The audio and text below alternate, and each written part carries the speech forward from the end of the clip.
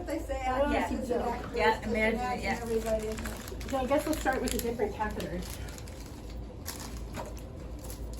So these ones are indwelling catheters. You guys know that, right? Okay. Red one, straight cath. And then these one with the little crook at the end, coude catheter. This is usually for patients with BPH that are a little bit hard to get through.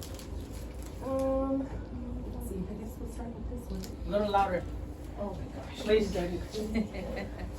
I'm loud enough. Okay. Let's start with this one, I guess. So the first thing you do is make sure you have a kit. And using sterile technique. Somebody come to the assistant to help us, or somebody call the patio, please. Over here. Hands. You're going to open up your sterile glove.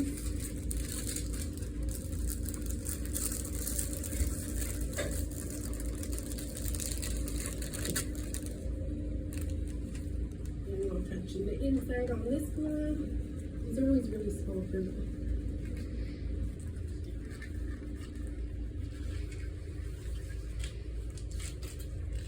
Put one on. Then on this one, you're going to go underneath the cuff.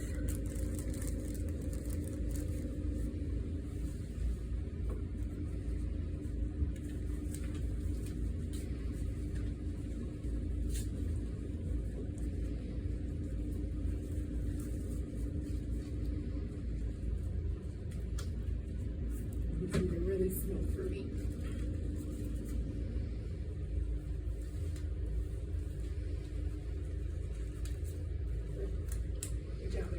Pretend it didn't rip. Okay. We're going to take your drape. I usually just drape near the patient. I don't really drape the patient, but I don't usually use that. Huh? And then I usually open everything first.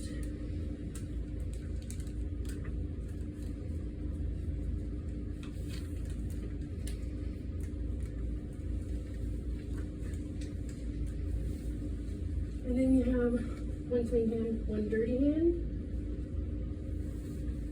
And everything's open, so this is going to be my dirty hand. So usually I just pull the catheter wrap it once. And then I usually hold the catheter while I do the cleaning too, just because I'll screw up and break sterile technique. Then I'll grab one of these out.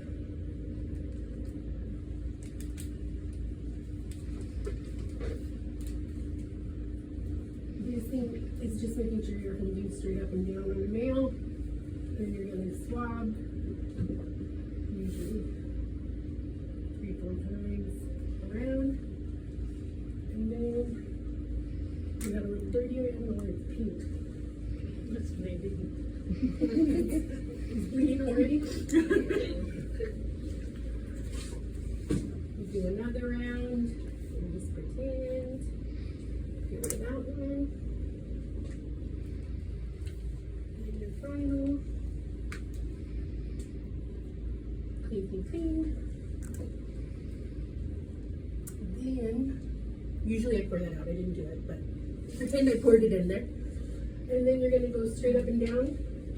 And with the coude, usually I kind of turn it and twist it around and let it kind of find its own way.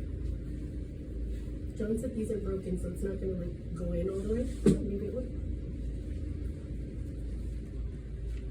Put it in all the way.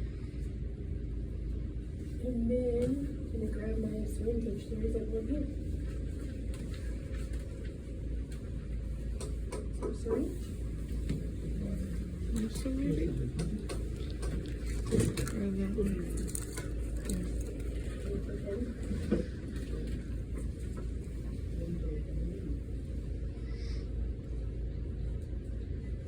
And then just insert your little bubble. It's not going yet.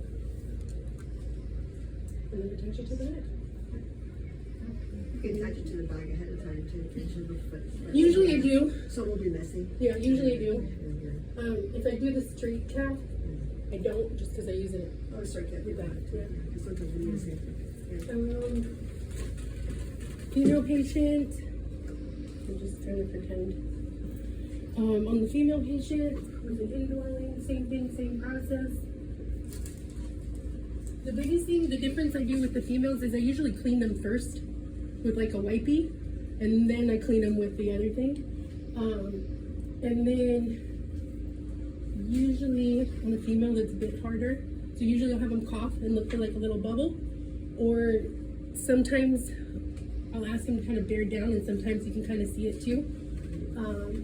And then same process with the indwelling. Just making sure it's lubricated. And then a lot of times too, I'll tell people when I'm going in to take a deep breath and then to blow out really hard when I go to advance it, because if they're blowing out, they can't constrict and push me out of there. So same thing. You're gonna look. Stick it in this one. I know it doesn't work. And it's never as easy as it looks on a mannequin. No. On a mannequin, No, it's like you could do it with your eyes closed. Yeah. Real women know. And in a pinch, if I can't see anything, I hate to say it, but in a pinch, I'll just blindly advance and hope I get it. That's pretty much it. Flushing. To have a hip problem. Yeah, those It's ones. difficult, yeah. Sometimes you get ones that are like super contracted. Exactly. You can't- Sometimes like from behind. Yeah. Yeah, either on their side, or sometimes I'll put, well, this is probably not the best idea, but sometimes I'll kind of like put their legs up on my shoulder and I had to go. do that, yeah. Sometimes it's easy. Okay, so for the flushing, I'm just gonna flush. Usually clean the port.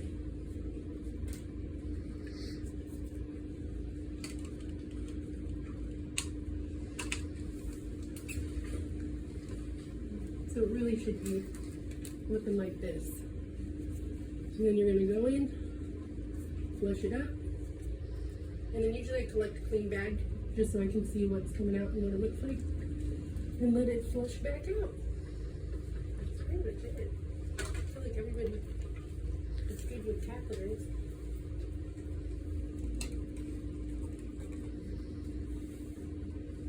You're gonna flush, and I just go kind of slow, just so that they don't have any discomfort. And I forgot to say before you start, I always clean their site and put a new dressing. That's pretty much it. Sorry guys, I'm not a teacher.